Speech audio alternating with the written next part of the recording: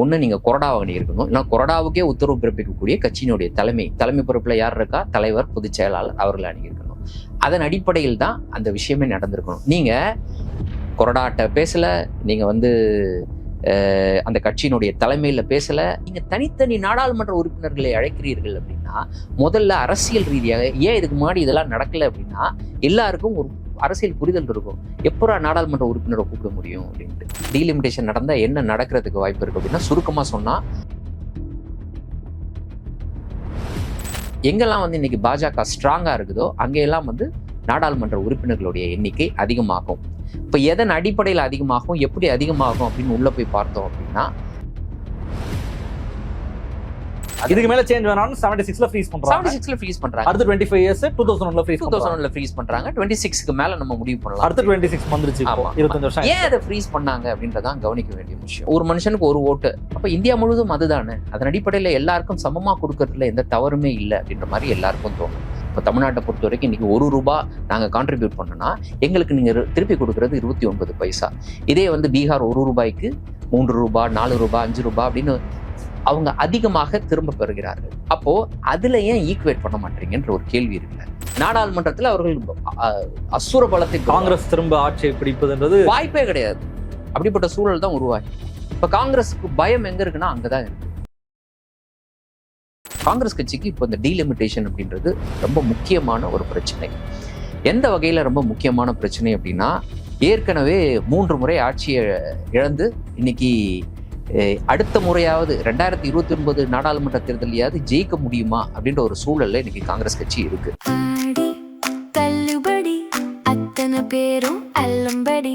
6 முதல் 60% வரை ஆடி தள்ளுபடியுடன் super Saravana stores, Chennai, Madurai, Kovai.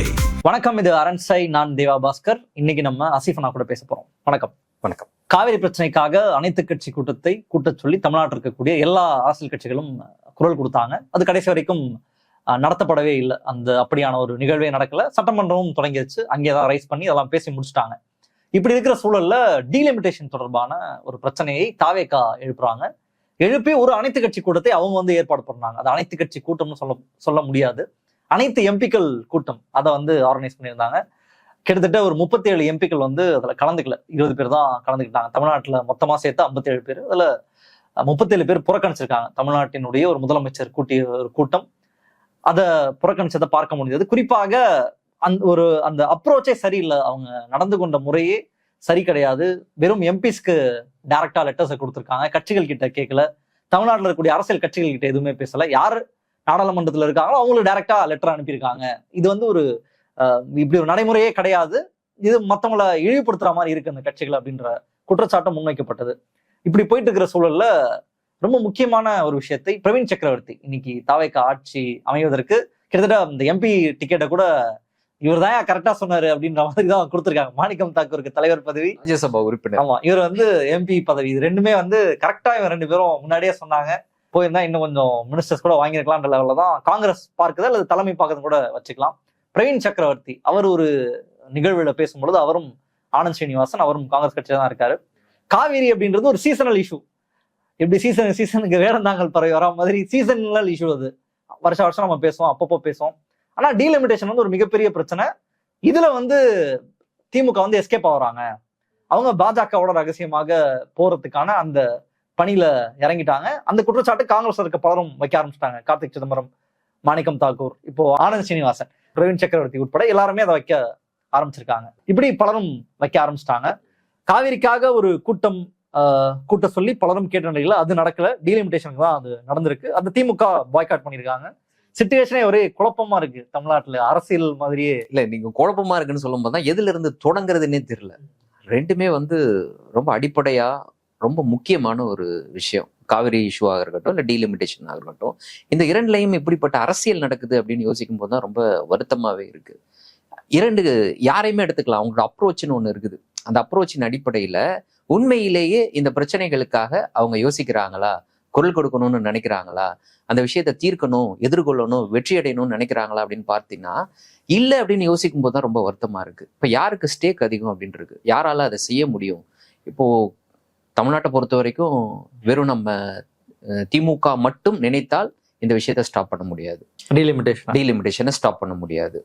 திமுக மட்டும் நினைத்தால் காவிரி பிரச்சனையை தீர்க்க முடியாது, கர்நாடகத்துல இருந்து தண்ணி வாங்க முடியாது. காவிரி தமிழ்நாட்டினுடைய பிரச்சனை, அதை காங்கிரஸ் கண்டுக்க மாட்டாங்க அப்படின்றது ஒரு குற்றச்சாட்டு. டீலிமிட்டேஷன்றது இந்தியாவோட பிரச்சனை, அதை திமுக கண்டுக்க மாட்டாங்க இவங்க சொல்றாங்க. இந்த குற்றச்சாட்டு வைக்கிறாங்க. யாருக்கு ஸ்டேக் அதிகம், யாரால செய்ய முடியும்? இல்ல, மக்கள்கிட்ட அந்த விஷயத்த சொல்லிதான் அவங்க வந்து உட்கார்ந்துருக்காங்க, உங்களுடைய பிரதிநிதின்னு வந்து உட்கார்ந்துருக்காங்க. அப்ப மக்கள் இவங்களை நம்பிதான் வாக்களிச்சிருக்கிறாங்க. அப்போ அவர்களுக்கு தான் அந்த பொறுப்பு அதிகம், செய்வதற்கான வலிமை அதிகம் அப்படின்னு பார்க்கும் பொழுது யாருக்கு பொறுப்பு அதிகம் அப்படின்றத பார்க்க வேண்டியது இருக்கு. இப்போ இதுல ரெஸ்பான்சிபிளா நடக்க வேண்டியவர்கள் நடக்கிறார்களா அப்படின்றதான் கேள்வி. முதல்ல நான் காங்கிரஸ் கட்சி எடுத்துக்கிறேன். காங்கிரஸ் கட்சிக்கு நம்ம காவிரியை கூட பின்னாடி பேசலாம். காங்கிரஸ் கட்சிக்கு இப்போ இந்த டீலிமிட்டேஷன் அப்படின்றது ரொம்ப முக்கியமான ஒரு பிரச்சனை. எந்த வகையில ரொம்ப முக்கியமான பிரச்சனை அப்படின்னா, ஏற்கனவே 3 முறை ஆட்சியை இழந்து இன்னைக்கு அடுத்த முறையாவது 2029 நாடாளுமன்ற தேர்தலையாவது ஜெயிக்க முடியுமா அப்படின்ற ஒரு சூழல்ல இன்னைக்கு காங்கிரஸ் கட்சி இருக்கு. வந்துட்டாங்க, நான் இப்போ சவுத்ல ஃபுல்லா வந்துட்டாங்க, அமைச்சரவையில் இருக்காங்க, புது கட்சி அவங்க பிரதமர் ஆக்க போறாருன்னு சொல்லிருக்காங்களே, அடுத்து பிரதமர் தான் லெவல்ல இருக்கு. சரி, அப்படிப்பட்ட ஒரு சூழல்ல அந்த கட்சி இருக்கு.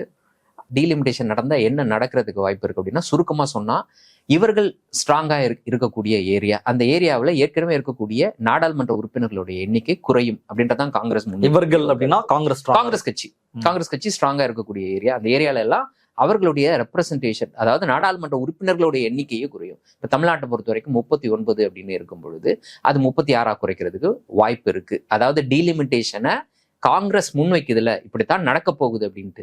திமுக வந்து எதற்கு அச்சப்படுதோ அந்த விஷயம் உண்மையிலே நடந்தா இவங்களோட ரெப்ரசன்டேஷன் குறையும் அப்படின்றது கவனிக்க வேண்டிய விஷயம். அப்படி குறையும் பட்சத்துல இங்க நார்த்ல அதிகமாகும். எங்கெல்லாம் வந்து இன்னைக்கு பாஜக ஸ்ட்ராங்கா இருக்குதோ அங்கெல்லாம் வந்து நாடாளுமன்ற உறுப்பினர்களுடைய எண்ணிக்கை அதிகமாகும். இப்ப எதன் அடிப்படையில் அதிகமாகும், எப்படி அதிகமாகும் அப்படின்னு உள்ள போய் பார்த்தோம் அப்படின்னா, ஏற்கனவே நம்ம கிட்ட கடைசியா இருக்கக்கூடிய சென்சஸ் அப்படின்னு பாத்தீங்கன்னா 2011 சென்சஸ் தான். இப்போதான் 2026க்கான சென்சஸ் தொடங்கி இருக்கு. 2027 அது முடிய போகுது. 2001 அப்போது வந்து பாஜக கூட்டணி அரசாங்கம் அப்போது ஒரு ஃப்ரீஸ் கொண்டு வராங்க.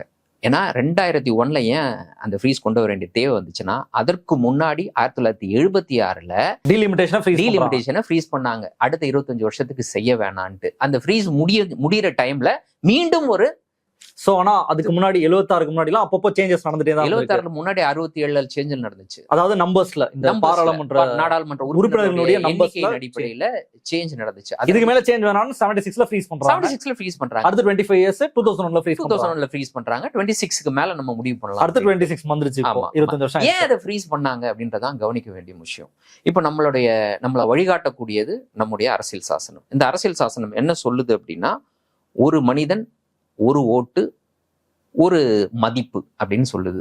1 man 1 vote 1 value அப்படின்னு சொல்லுது. அப்போ அதன் அடிப்படையில் பார்க்க போனால் இது என்ன சொல்லுது அப்படின்னா, எக்ஸாக்டா எவ்வளவு மக்கள் தொகை இருக்காங்களோ, இந்த ரஃபா சொல்றதா இருந்தா எவ்வளவு மக்கள் தொகை இருக்காங்களோ அந்த மக்கள் தொகையின் அடிப்படையில் தான் இங்க பிரதிநிதிகள் இருக்கணும்.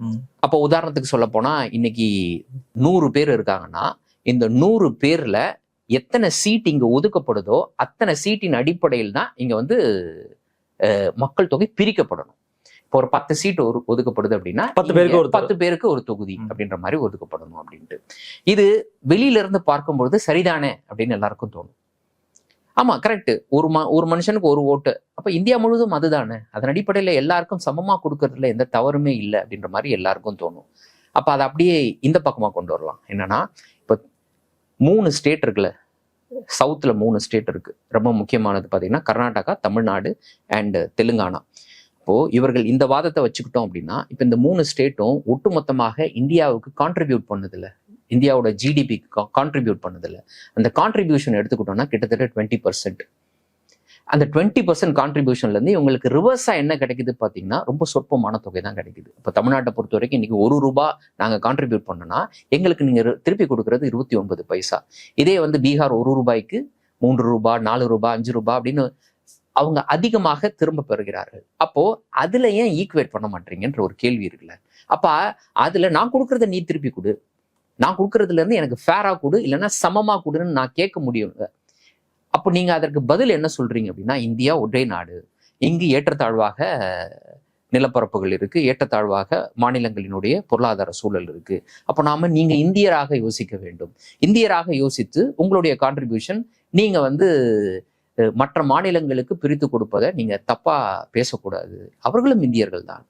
அவர்களுடைய நிலைமை எப்படி இருக்கு, அவர்கள் கை கொடுக்க வேண்டிய தேவை இருக்குன்னு நீங்க சொல்றீங்க. சரி, அதை நம்ம அப்படியாக அக்செப்ட் பண்ணிட்டு நம்ம அதை போயிட்டே இருக்கோம். ஆனா இப்போ இந்த விஷயத்துல மட்டும் ஈக்குவலா கொடுக்குறோம் அப்படின்னு சொல்றாங்கல்ல, அப்போ நாம ஒரு கேள்வி கேட்கிறோம். நாங்க மக்கள் தொகையினுடைய பெருக்கத்தை கட்டுப்படுத்தியதற்காக எங்களுக்கு நீங்க கொடுக்கக்கூடிய தண்டனையா? இதுதான் ரைஸ் பண்ணி டிஎம்கே இதுதான் சவுத்ல இருக்க எல்லா ஸ்டேட்டுமே ரைஸ் பண்ற ஒரு கன்சர்ன். காங்கிரஸ் கட்சியும் இதை தான் முன்வைக்குது.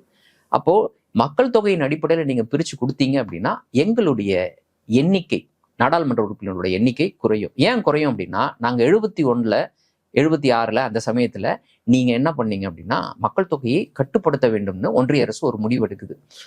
நாடு முழுவதும் மக்கள் தொகையை கட்டுப்படுத்துவதற்கான திட்டங்கள் நடைமுறைப்படுத்தப்படுது. இந்த திட்டத்தை சிறப்பாக செயல்படுத்தியது சதர்ன் ஸ்டேட்.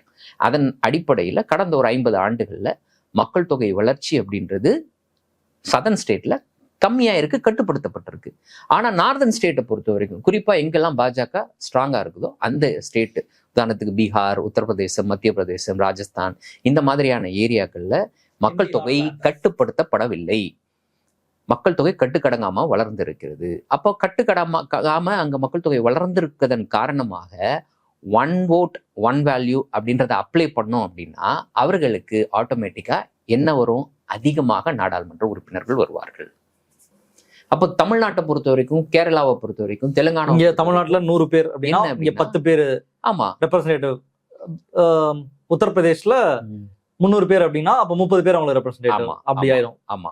சோ அதனால இந்த இடத்துல மட்டும் 1 vote 1 value நீங்க நடைமுறைப்படுத்தினீங்க அப்படின்னா இதுதான் நடக்கும். பெரிய டிசாஸ்டர் நடக்கும். ஏற்கனவே உத்தரப்பிரதேசத்துக்கு 80 சீட் இருக்கு நாடாளுமன்ற உறுப்பினர்கள். தமிழ்நாட்டை பொறுத்த வரைக்கும் 39 தான் இருக்கு. அப்ப நீங்க மக்கள் தொகையை அடிப்படையில இந்த டீலிமிட்டேஷனை பண்ணீங்க அப்படின்னா அவர்களுக்கு 100ஆக அதிகரிப்பதற்கு வாய்ப்பு இருக்கு, 120ஆக கூட அதிகரிப்பதற்கு வாய்ப்பு இருக்கு. மக்கள் தொகையின் அடிப்படையில நம்ம எக்ஸாக்ட் ஃபிகர் தெரியல, 2011 தான் கடைசி சென்சஸ் நமக்கு. அந்த மக்கள் தொகையின் அடிப்படையில நீங்க அதை செஞ்சீங்க அப்படின்னா மிகப்பெரிய அநீதி சவுத்துக்கு இழைக்கப்படும். மக்கள் தொகையின் அடிப்படையில எப்படி இன்க்ரீஸ் ஆகும்னா அந்த சீட்ஸ் 2026 ஃப்ரீஸ் காலம் இருக்குல்ல, நம்ம 2001 கொண்டு வந்து அந்த 2026க்குள்ள அந்த அமெண்ட்மெண்ட்டை நம்ம கொண்டு வரல அப்படின்னா, என்ன அமெண்ட்மெண்ட்டை கொண்டு வரணும் அப்படின்னா, இன்னும் 30 ஆண்டுகள் தள்ளி போடுங்க, இல்லாட்டினா இன்னும் 50 ஆண்டுகள் தள்ளி போடுங்க இந்த ஃப்ரீஸை. இதுதான் நியாயமா முன்வைக்கக்கூடிய கோரிக்கையா. இருக்கிற சீட்டை அப்படியே மெயின்டைன் பண்ணுங்க. எப்படி 1976ல இந்த ஃப்ரீஸை இந்த 25 வருஷம் தள்ளி போட்டோம், எப்படி 2001ல 25 வருஷம் தள்ளி போட்டோம், அதே மாதிரி 2026லயும் அடுத்த 25 வருஷமோ 30 வருஷமோ இல்ல 50 வருஷமோ. ஏன்னா நமக்கு தெரியும் இந்தியா முழுவதும் இருக்கக்கூடிய மக்கள் தொகை பரவல், அதனுடைய வளர்ச்சி, இதெல்லாமே சயின்டிஃபிக்கா நம்மளால ஸ்டடி பண்ண முடியும். ஸ்டடி பண்ணி எப்போது இந்தியா முழுவதும் ஒத்த மக்கள் தொகை சேருவாங்களோ, ஒரே அளவுக்கு மக்கள் தொகை அந்த விகிதம் அப்படின்ற விகிதாச்சாரத்தை எட்டுவோமோ, அப்ப நம்ம டீலிமிட்டேஷன் அப்படின்ற விஷயம் நார்த்ல கம்மி பண்ண அப்புறம் நார்த்ல கம்மி பண்ணலாம், இல்லைன்னா சவுத்ல அதிகமாகட்டும். இப்ப தமிழ்நாட்டில் இருக்க சவுத்ல இருக்கக்கூடிய முதலமைச்சர்கள்லாம் அதிகமாக குழந்தைகளை பெற்றுக்கொள்ளுங்கன்னு சொல்றாங்கல்ல. முன்னாள் முதலமைச்சர் ஸ்டாலின் அவர்கள் அப்படிப்பட்ட அழைப்பை விடுத்தாரு. சந்திரபாபு நாயுடு அப்படிப்பட்ட அழைப்பை விடுத்தாரு. ஸோ நம்ம மக்கள் வளம் பெருக வேண்டும், எல்லாரும் அதிகமாக குழந்தை பெற்றுக்கங்கன்னு இவங்க ஒரு அழைப்பை விட்டுருக்கிறாங்க. நார்த்ல குடும்ப கட்டுப்பாடு திட்டத்தை ஸ்ட்ராங்கா செயல்படுத்துறதுக்கான அந்த ஒரு கால் இருக்கு. அப்போ இது ரெண்டுமே பேலன்ஸ் ஆகுறதுக்கு எவ்வளவு காலம் பிடிக்கும் சயின்டிஃபிக்கா உங்களால கால்குலேட் பண்ண முடியும். இல்லாட்டினா கும்சா போடுங்க, 30 வருஷம் ஒரு ஃப்ரீஸை போடுங்க. நீங்க இதுக்கு முன்னாடி 25 வருஷம் ஃப்ரீஸ் போடும்போது என்ன சயின்டிஃபிக்காவா போட்டீங்க? சும்மா ஒத்தி வைப்போம் தான் ஒத்தி வச்சிங்க. ஆனா அது நடக்கல. மக்கள் தொகை பெருக்கம் கட்டுப்படுத்தப்படலை அப்படின்ற போது நீங்க தள்ளி போடுங்க அப்படின்ட்டு. அப்போ 26க்குள்ள இந்த ஃப்ரீஸ் காலம் முடிகிறதுக்குள்ள ஒரு சட்ட திருத்தத்தை கொண்டு வந்து, அதாவது கான்ஸ்டிடியூஷனல் அமெண்ட்மெண்ட்டை கொண்டு வந்து நம்ம ஒன்று ஃப்ரீஸை எக்ஸ்டெண்ட் பண்ணணும். இது நடந்தே ஆகணும். அப்படி இல்லைன்னா என்ன ஆகும்னா ஆட்டோமேட்டிக்கா 2026 கடந்துட்டோம் அப்படின்னா ஏற்கனவே கொண்டு வந்த அமெண்ட்மெண்ட்டின் அடிப்படையில அப்போது நடைமுறையில் இருக்கக்கூடிய மக்கள் தொகை கணக்கெடுப்பின் அடிப்படையில் டீலிமிட்டேஷன் நடந்தே ஆகும். அப்ப டீலிமிட்டேஷன் எதன் அடிப்படையில நடக்கும்? 2027 மக்கள் தொகை கணக்கெடுப்பின் அடிப்படையில் நடக்கும். அப்படி நடந்தா என்ன நடக்கும்? தமிழ்நாட்டிற்கு நாடாளுமன்ற உறுப்பினர்களுடைய எண்ணிக்கை குறையும். வெறும் தமிழ்நாடு மட்டும் இல்ல, சவுத்தில் இருக்கக்கூடிய எல்லா ஸ்டேட்டுக்கும் நாடாளுமன்ற உறுப்பினர்களுடைய எண்ணிக்கை குறையும். நார்த்தில் இருக்கக்கூடிய ஸ்டேட், குறிப்பா மத்திய பிரதேசம், உத்தரப்பிரதேசம், ராஜஸ்தான், பீகார் இந்த மாதிரியான மாநிலங்கள்ல நாடாளுமன்ற உறுப்பினர்களுடைய எண்ணிக்கை அதிகமாகும். அப்போ மிகப்பெரிய அளவுக்கு ஒரு வித்தியாசம் ஏற்படும். இப்போதே பாத்தீங்கன்னா எங்களுக்கு தமிழ்நாடு தேவை கிடையாது, கேரளா தேவை கிடையாது, நாங்க அந்த ஸ்டேட்டை வச்சு நாங்க வின் பண்றோம்னா பிஜேபி வின் பண்ணிக்கிட்டு இருக்காங்க. அப்போ அந்த நிலைமை இன்னும் ஸ்ட்ராங் ஆச்சு அப்படின்னா நம்மை பற்றி அவர்கள் கவலைப்படவே மாட்டார்கள். எளிதாக அந்த ஸ்டேட்ல கான்சன்ட்ரேட் பண்ணி அங்கேயே வெற்றி அடைஞ்சு தொடர்ந்து அவங்க ஆட்சியில் இருக்க போகிறார்கள். இப்போது கிடைக்கக்கூடிய அந்த உரிமையும் தொடர்ந்து பறிக்கப்படும். காங்கிரஸ் நாடாளுமன்றத்தில் அவர்கள் அசுர பலத்தை காங்கிரஸ் திரும்ப ஆட்சியை பிடிப்பதுன்றது வாய்ப்பே கிடையாது. அப்படிப்பட்ட சூழல் தான் உருவாகிடும். இப்ப காங்கிரஸுக்கு பயம் எங்க இருக்குன்னா அங்கதான் இருக்கு. உதாரணத்துக்கு அமெரிக்காவில் இருக்கக்கூடிய எல்லா ஸ்டேட்டுக்கும் சேர்த்து 435 அப்படின்னா அந்த 435 எண்ணிக்கையில எந்த மாற்றமும் அவர்கள் கொண்டு வரல. ஆனா ஒவ்வொரு ஸ்டேட்டுக்கும் மக்கள் தொகையின் அடிப்படையில் அந்த மாற்றத்தை கொண்டு வராங்க. அது வேற விஷயம். அங்க ஸ்டேட்டுக்கு இடையில் இருக்கக்கூடிய அந்த ஏற்றத்தாழ்வு இந்தியாவில் இருக்கக்கூடிய ஸ்டேட்டுகளுக்கு இடையில இருக்கக்கூடிய ஏற்றத்தாழ்வு மாதிரி கிடையாது. அப்ப அந்த விஷயத்த நம்ம உதாரணமா எடுத்துக்க தேவையில்லை. ஆனா அந்த நம்பர்ஸ் அவங்க இது வரைக்கும் சேஞ்ச் பண்ணாம அப்படியே தான் வச்சிருக்கிறாங்க. இப்போ உதாரணத்துக்கு இந்தியாவை பொறுத்த வரைக்கும் 543 நாடாளுமன்ற உறுப்பினர்கள். இப்போ எல்லாருமே என்ன சொல்றோம், 543 நாடாளுமன்ற உறுப்பினர்கள். ஒரு விவாதம் நடந்துச்சுன்னா எல்லாரும் பேசுறதுக்குன்னு காலம் கிடைக்கல, நேரம் கொடுக்கப்படல, வாய்ப்பு கொடுக்கப்படல. ஒரு கட்சிக்கு ஒருத்தர் பேசினாலே பெரிய விஷயமாக இருக்கு அப்படின்னு தான் நம்ம இப்பயே சொல்லிட்டு இருக்கோம். அப்படி இருக்கும்போது அதை 850 உயர்த்தும் பொழுது என்ன நடக்க போகுது? என்ன நடக்கிறதுக்கு வாய்ப்பு இருக்கு? ஒண்ணுமே இல்லை. எதுக்காக உயர்த்தணும்? முதல்ல ஒரு கேள்வி இருக்குல்ல. ஏற்கனவே ரெப்ரசன்டேஷன் ஈக்குவலா இருக்கு. யாராவது எக்ஸ்ட்ரா கேட்குறாங்களா? யாருக்கு எந்த ஸ்டேட்டும் கேட்கல. இருக்கிறத தயவு செய்து குறைக்காம விடுறா அப்படின்னு தான் நம்ம ஒரு கருத்தை முன் வைக்கிறோம். அப்போ எக்ஸ்ட்ரா ஏன் உயர்த்தணும்? அந்த தேவையே கிடையாது. ஈக்குவலா எல்லாருக்குமே நாங்க 50% உயர்த்துறோம்னு இப்ப சொல்றாங்கல்ல, எதற்காக உயர்த்தணும்? அதோட லாஜிக் என்ன அப்படின்றதான் ரொம்ப முக்கியம். அப்போ அதுக்குள்ளேயே நம்ம போக விரும்பல. அதுவும் தேவையற்ற ஒரு விஷயம் தான். 50% அந்த ஃபேர் டீலிமிட்டேஷன் அப்படின்ற ஒரு விஷயம் இருக்குல்ல. ஃபேர் டீலிமிட்டேஷன் அப்படின்றது எப்போது சாத்தியம் அப்படின்னா, இந்தியா முழுவதும் மக்கள் தொகையினுடைய விகிதம் சமமாகும் பட்சத்துல அப்போது ஒண்ணு நடக்கும் தெரியுமா? டீலிமிட்டேஷன். அப்போது மாற்றி அமைக்கப்படும் தெரியுமா எம்பிக்களுடைய எண்ணிக்கை. அதுதான் வந்து ஃபேர் டீலிமிட்டேஷன். இப்ப இடைப்பட்ட காலத்துல 50% இன்க்ரீஸ் பண்றோம்னு சொல்றது தேவையற்ற குழப்பத்தை தான் உருவாக்கும். அப்ப காங்கிரஸை பொறுத்த வரைக்கும் இந்த இரண்டாவது விஷயமும் இல்ல. இப்போ கேள்வி என்னன்னா, இப்ப திமுக ஃபேர் டீலிமிட்டேஷன் தான் சொல்றாங்க, அவங்க நோ டீலிமிட்டேஷன் சொல்லல. ஆமா, ஃபேர் டீலிமிட்டேஷன் தான் அவங்க சொல்றாங்க. லாஸ்ட் டைம் அவங்க பண்ணதும் அந்த முழக்கத்தை வச்சுதான் முதல்வர்கள் எல்லாத்தையும் சந்திச்சாங்க, பல கட்சி தலைவர்களை சந்திச்சாங்க, சவுத்ல இருக்கக்கூடிய லீடர்ஸை மீட் பண்ணாங்க. இப்போ அவங்க ஃபேர் டீலிமிட்டேஷன் திரும்பவும் அதே தான் சொல்லிட்டு இருக்காங்க. பட் நீங்க வந்து இன்னும் ஒரு 25 years அந்த ஃப்ரீஸ் பண்ணிட்டு அதுக்கப்புறம் இதெல்லாம் டெக்னிக்கலி இந்த பாப்புலேஷன்லாம் குறைஞ்ச அப்புறம் ஃபேர் டெலிமிட்டேஷனுக்கு அந்த சமயத்துல எதிர்த்த எல்லா கட்சிகளுமே இந்த விஷயத்தையும் முன் வச்சாங்க. ஃப்ரீஸ் பண்ணுங்க, 30 வருஷத்துக்கு ஃப்ரீஸ் பண்ணுங்கன்ற ஒரு கோரிக்கையை முன் வச்சாங்க. அப்போது நாடாளுமன்றத்துல பேசின காங்கிரஸ் கட்சியை சேர்ந்த KC வேணுகோபால் அவர் பேசும்போது இந்த ஃபேர் டீலிமிட்டேஷனை பத்தி பேசினாரு. இப்ப நீங்க எல்லாத்துலயுமே சமமா 50% நீங்க இன்க்ரீஸ் பண்ணிட்டு வாங்க, நாங்க அப்ப வேணா அதை அக்செப்ட் பண்ணிக்கிறத பத்தி யோசிக்கிறோம் அப்படின்ற ஒரு கருத்தை அவர் சொல்லியிருக்கிறாரு ஏற்கனவே.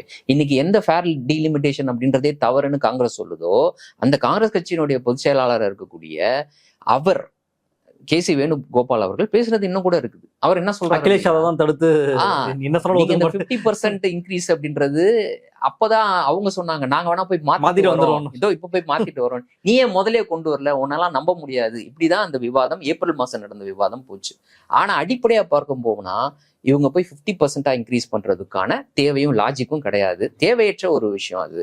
பட் இவ்வளவு சீரியஸான பிரச்சனைய இன்னைக்கு திமுக பாஜகவுக்கு ஆதரவா போறாங்க, டீலிமிட்டேஷனா ஆதரவு தெரிவிக்க போறாங்க அப்படின்ற ஒரு குற்றச்சாட்டை காங்கிரஸ் வைக்கிறாங்க. திமுகவை பொறுத்த வரைக்கும் காங்கிரஸ் இது தமிழ்நாட்டுல தமிழக வெற்றி கழகத்துடன் சேர்ந்து ஒரு அரசியலை பண்றாங்க. அவங்க மற்ற மாநிலங்கள்ல இருக்காங்க, ஆட்சியில இருக்காங்க, மற்ற மாநிலங்கள்ல எதையும் இதை இனிஷியேட் பண்ணல, இந்தியா லைன் சார்பா இதை இனிஷியேட் பண்ணல.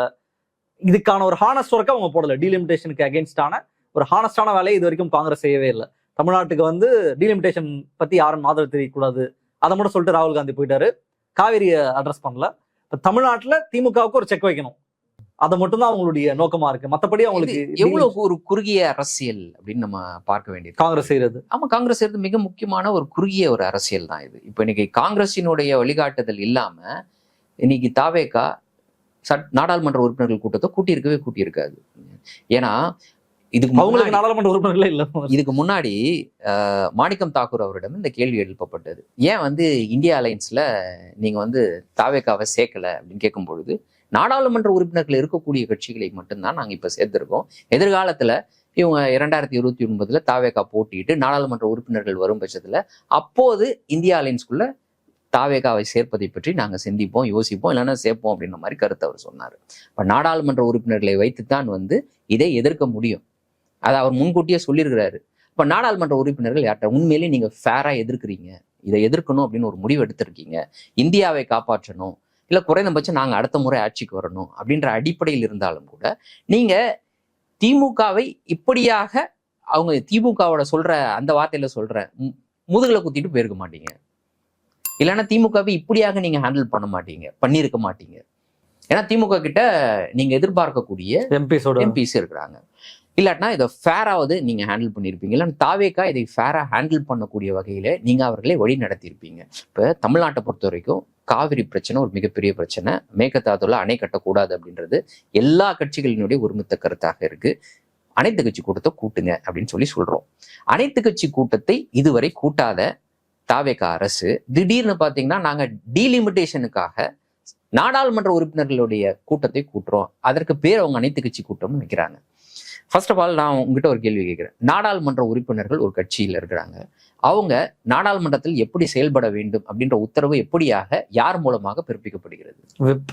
விப் கொறடா தான் பிறப்பிக்கிறது. கொறடாக்கு யார் உத்தரவு பிறப்பிப்பது? தலைமை, கட்சியினுடைய தலைமை. கட்சி தலைமை பிறப்பித்து அதன் அடிப்படையில கொறடா அந்த நாடாளுமன்ற உறுப்பினர்களுக்கு உத்தரவு பிறப்பிப்பார். அதன் அடிப்படையில தான் அந்த நாடாளுமன்ற உறுப்பினர்கள் நாடாளுமன்றத்துல செயல்படுவாங்க. அப்போ ஒண்ணு நீங்க கொறடாவை அணியிருக்கணும், இல்லைன்னா கொறடாவுக்கே உத்தரவு பிறப்பிக்கக்கூடிய கட்சியினுடைய தலைமை பொறுப்புல யார் இருக்கா? தலைவர், பொதுச் செயலாளர், அவர்களை அணியிருக்கணும்.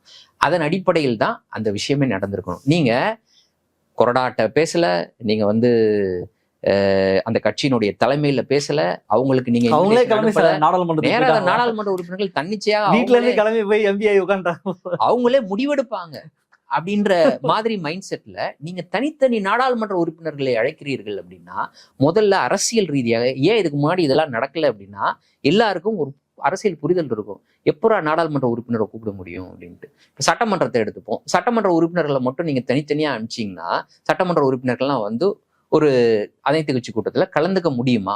கலந்துக்கிறது சாத்தியமா? கலந்துகிட்டாலும் அங்க எடுக்கக்கூடிய முடிவை அவர்களால் தன்னிச்சையாக சட்டமன்றத்துல செயல்படுத்த முடியுமா? சட்டமன்றத்துல கொறடா இருப்பாரு, கொறடாவுக்கே உத்தரவு போடக்கூடிய அந்த கட்சியினுடைய தலைமை இருக்கும். அப்ப நீங்க யாரை கூப்பிடணும்? கட்சியினுடைய தலைமையை கூப்பிட்டு தானே நீங்க முதல்ல இதெல்லாம் கைட் பண்ணலையா காங்கிரஸ்? அதான் நான் கேட்கிறேன். நீங்க ஒரு குறைந்தபட்சம் இத போகணும் அப்படின்னா முதல்ல நீங்க அனைத்து கட்சி கூட்டத்தை கூட்டுங்க, காவிரி தொடர்பா, மேகதாது தொடர்பா. அதற்கு பிறகு அனைத்து கட்சி கூட்டத்தை கூட்டுங்க, இந்த டீலிமிட்டேஷன் தொடர்பா அப்படின்ட்டு. இந்த மாதிரி நீங்க கைட் பண்ணிருந்தீங்கன்னா உண்மையிலே நீங்க திமுகவுக்கு ஒரு லாக் வைக்கிறோம் அப்படின்னா இப்படி லாக் வச்சிருக்கலாம். உண்மையிலே திமுக சிக்கியிருக்கும் அந்த லாக்ல. இல்லன்னா உண்மையிலேயே அவங்க என்னதான் பண்றாங்க, கலந்துருப்பாங்க, அவங்களுடைய கலந்துருப்பாங்க. எனக்கு தெரிஞ்சு திமுகவை இந்த கூட்டத்திற்கு கொண்டு வரணும் அப்படின்னு காங்கிரஸ் நினைச்சிருந்தா இந்த வழியை பின்பற்றி இருக்க வேண்டும். முதல்ல காவிரிக்காக அனைத்து கட்சி கூட்டத்தை அனௌன்ஸ் பண்ணி வர வச்சிருக்கணும், பேசியிருக்கணும். இரண்டாவது டீலிமிட்டேஷனுக்கான அனைத்து கட்சி கூட்டம் அப்படின்றத நடத்தி இருக்கணும். அனைத்து கட்சி கூட்டமும் கூட நாடாளுமன்ற உறுப்பினர்களை கூப்பிட்டு நடத்திருக்க கூடாது, கட்சியினுடைய தலைமையை கூப்பிட்டு நடத்தி இருக்கணும். சோ அப்படி நடத்தாம நீங்க காவிரி சீசனல் இஷ்யூன்னு சொல்றதே ஒரு கேவலமான ஒரு கருத்து. அப்படித்தான் நான் பாக்குறேன். இன்னைக்கு பர்னிங் இஷ்யூ அதுதான். இல்ல கனிமொழி சொன்னாங்க காங்கிரஸை காப்பாற்றுவதற்காக தான் மொத்தமா நடத்தி முடிச்சிருக்காங்க. ஆமா, அது சரிதான். காங்கிரஸை காப்பாற்றுவதற்காக அப்படின்னா காங்கிரசினுடைய வழிகாட்டுதலின் அடிப்படையில இது நடந்திருக்கு. ராகுல் காந்தி காவேரி இஷ்யூல காங்கிரஸோட ஃபேஸ் காலி ஆயிடுச்சு. ஆமா, அதை காப்பாத்துறதுக்கு உடனடியாக டீலிமிட்டேஷன் ஒரு கூட்டத்தை போட்டு நடத்தி முடிச்சிருக்காங்க. அப்படிதான் நம்ம இதை பார்க்கணும். அதுல முகாந்திரம் இருக்கான முகாந்திரம் இருக்கு. ஏன்னா தமிழ்நாட்டிற்கு வந்த ராகுல் காந்தி இங்க டீலிமிட்டேஷனை பத்தி மட்டும் பேசிட்டு அப்படியே எஸ்கேப் ஆகுறாரு. அதுலயும் கூட ஒரு விஷயத்த சொல்லி மாட்டிக்கிட்டாங்க. பத்திரிகையாளர்கள் வந்து யாரும் காவிரி இஷ்யூ பத்தி அவர்கிட்ட கேள்வி கேட்கல, அதனால அவர் அதை பத்தி பேசாம போயிட்டாருன்னு. கேள்வி கேட்காமலே நீங்க பேசியிருக்கணும் அதை பத்தி. இன்னைக்கு பர்னிங் இஷ்யூ அதுதானே, அதை பத்தி பேசாம நீங்க போயிட்டீங்க. ஆனா உண்மையில் அன்னைக்கு பத்திரிகையாளர்கள் அதை பத்தி கேள்வி எழுப்புனாங்க, அதற்கான வீடியோ எல்லாம் வெளியில வந்துருச்சு, எல்லாரும் பார்த்துட்டு இருக்கோம். அப்போ அதற்கு பதில் சொல்லாம அவர் கிளம்பி போனாரு அப்படின்றத நம்ம பாக்குறோம். அப்போ காங்கிரஸ் கட்சியினுடைய கைப்பாவையாக தாவேகா இன்னைக்கு செயல்பட்டுக்கிட்டு இருக்கா. இதன் மூலமாக தமிழ்நாட்டினுடைய உரிமை பறிபோவதற்கு காங்கிரஸ் கட்சியிடம் தாவேகா தமிழ்நாட்டை அடக்கி வச்சிருச்சா அப்படின்ற ஒரு கேள்வி நம்ம முன்னாடி இருக்கு. இப்போ காங்கிரஸ் கட்சி சொல்றதையெல்லாம் நீங்க செய்யக்கூடிய ஒரு இடத்துல இருக்கிறீங்க அப்படின்னா, தமிழ்நாட்டு மக்களினுடைய நலன் ரொம்ப முக்கியமான ஒண்ணா. நம்முடைய சீட் இன்னைக்கு பறிபோகிறதுக்கான வாய்ப்பு இருக்கு. நாடாளுமன்ற உறுப்பினர்களுடைய எண்ணிக்கை பறிபோகிறதுக்கான வாய்ப்பு இருக்கு. இரண்டாவது, இங்க காங்கிரஸ்க்கு காவிரியில் நமக்கு கிடைக்கக்கூடிய உரிமை இன்னைக்கு பறிபோயிட்டே இருக்கு. அதை பற்றி எதுவுமே எடுக்கல. அப்போ இங்க கவனிக்க வேண்டியது, இன்னைக்கு டீலிமிட்டேஷன் தொடர்பாக 2026க்குள்ள இந்த முடிவுக்குள்ள ஒரு கான்ஸ்டிடியூஷனல் அமெண்ட்மெண்ட் கொண்டு வரப்பட வேண்டும். ரொம்ப அதிகமான நாட்கள் கிடையாது. இந்த இருக்கக்கூடிய 4-5 ஒருவேளை திமுக ஃபேர் டீலிமிட்டேஷன் அவங்க கொண்டு வராங்க, 50% சீட்ஸ் இன்க்ரீஸ் பண்றாங்க, அதுவும் தவறுதான். அப்படி பண்ணும்பொழுது திமுக அதை ஆதரவு தெரிவிக்கும் பட்சத்துல அதை எப்படி பார்க்கலாம்? இல்ல, அது தவறுதான். அப்படியாக 50% நீங்க ஃபேர் திமுக ஃபர்ஸ்ட்ல இருந்து யோசிக்கலாமே. என்ன நீ கவுத்து விட்ட ஸ்டேட்ல, நீ சென்ட்ரல்ல நீ என்னமோ பண்ணிட்டு போ, நான் என்னோட அரசியலை நான் பார்த்தேன். என்னோட அரசியல்ன்றது மாநிலத்துலதான் மேஜரா என்னுடைய கேம் அப்படின்றது இருக்கு. நான் ரெப்ரசென்ட் பண்றேன், சென்ட்ரல் ஸ்டேட்ல இருந்து நான் ரெப்ரசென்ட் பண்றேன். உன்னோட அரசியலை நான் காலி பண்றதுக்கு இதை நான் பயன்படுத்திக்கிட்டானா ஒரு பார்வை இருக்கக்கூடாது அப்படின்றது நம்முடைய விருப்பம். ஒட்டுமொத்தமா அப்படி அணுக முடியாது, அப்படி அணுகக்கூடாது. ஏன்னா அது ஒட்டுமொத்தமாக இந்தியாவை பாதிக்கக்கூடிய ஒரு விஷயமாக தான் பார்க்கணும். வெறும் தமிழ்நாடு மட்டும் தனித்து இயங்கல, இந்தியாவின் ஒரு அங்கமாக இருக்கும் பட்சத்துல ஒன்றியத்தில் ஏற்படக்கூடிய மாற்றம் இது மாநிலத்தையும் பாதிக்கும்ன்ற அடிப்படையில் அதற்கும் நீங்க அப்படிப்பட்ட ஒரு விஷயத்த சொல்ல முடியாது. டீலிமிட்டேஷன் நம்ம பேசும்போது வெறும் இந்த சீட்ஸ் இன்க்ரீஸை மட்டும் தான் பேசிட்டு இருக்கோம், சீட் இன்க்ரீஸ் டிக்ரீஸை மட்டும் தான் பேசிட்டு இருக்கோம். டீலிமிட்டேஷன்ன்றது இங்க இருக்கக்கூடிய நாடாளுமன்ற தொகுதிகளினுடைய எல்லைகளை மாற்றி அமைப்பதையும் உள்ளடக்கியது.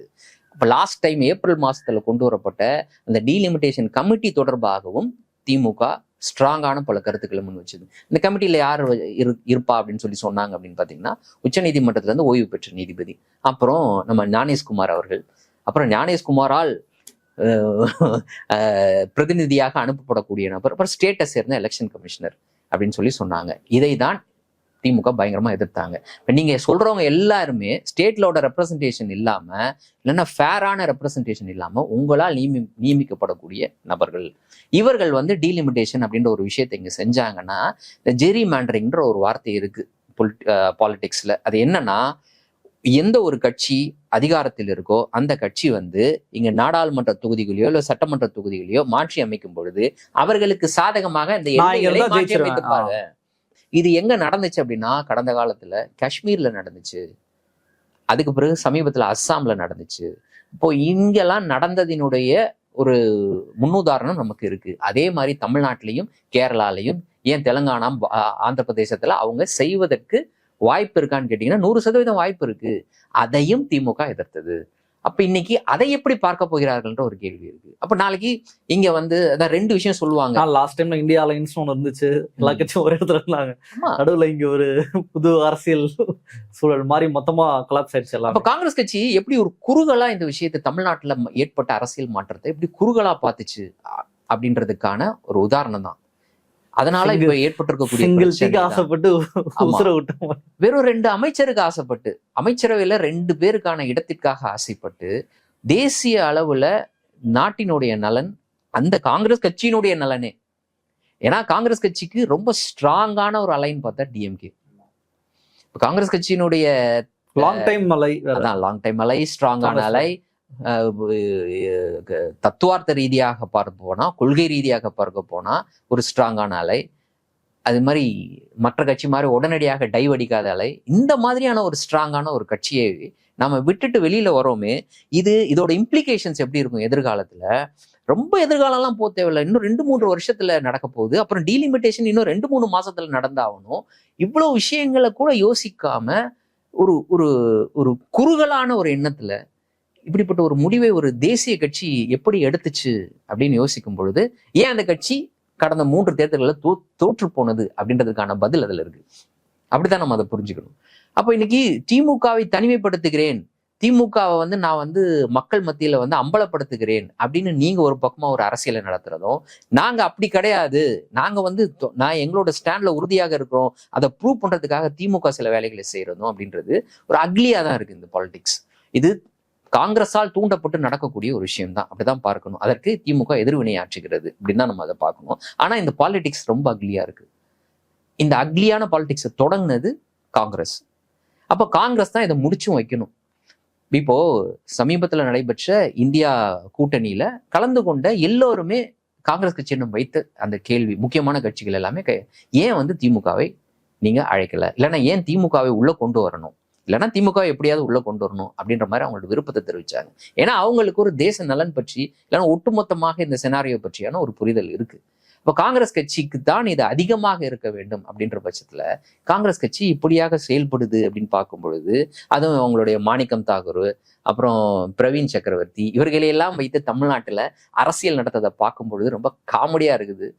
காங்கிரஸ் கட்சி அவர்கள் இனிமேல் நாங்க ஆட்சிக்கே வந்துடக்கூடாது அப்படின்றதுக்காகத்தான் இந்த மாதிரியான நபர்களை எல்லாம் வந்து பேச வச்சுட்டு இவர்களை வைத்து அரசியல் பண்ணிக்கிட்டு இருக்காங்களோ அப்படின்ற மாதிரி யோசிக்க தோணுது. ஒரு காங்கிரஸ் கட்சியினுடைய தலைமை பொறுப்புல இருக்கக்கூடியவர்கள் இப்படியாக நிச்சயமாக செய்ய மாட்டார்கள் அப்படின்றதான். ரைட். டீலிமிட்டேஷன் பில் எப்போ கொண்டு வர போறாங்கன்னு தெரியல. அதுக்கான பரபரப்பு அப்படின்றது நடந்துகிட்டே தான் இருக்கு. நிறைய விஷயங்கள் பேசியிருக்கோம். மக்கள் பார்த்து என்ன சொல்றாங்கன்னு பார்ப்போம். இந்த நிகழ்ச்சியில் கலந்து உடைய கருத்தில் ரொம்ப ரொம்ப நன்றி. வாய்ப்புக்கு நன்றி. மற்ற நிகழ்ச்சியில் சந்திப்போம். நன்றி, வணக்கம். ஆதிரை புத்தக வடிவில் திரைக்கதை. புத்தகத்தை பெற டிஸ்கிரிப்ஷனில் உள்ள எண்ணிற்கு வாட்ஸ்அப் செய்யவும். அரண்சை நண்பர்களுக்கு வணக்கம். அரண்சை ஊடகம் சுயேட்சையாக இயங்குவதற்காகவே உருவாக்கப்பட்டது. நாம் செய்கிற வேலை உண்மையிலேயே மக்களுக்காக செய்கிறோம் என்பதை நீங்கள் நம்பினால், வாய்ப்பு இருந்தால் இந்த ரேசர் பே QR கோடுக்குள்ளே நீங்கள் வந்து அதை ஸ்கேன் பண்ணி எங்களுக்கு உங்களால் இயன்றதை, விருப்பம் இருந்தால் ஆதரவு தெரிவிக்கலாம்.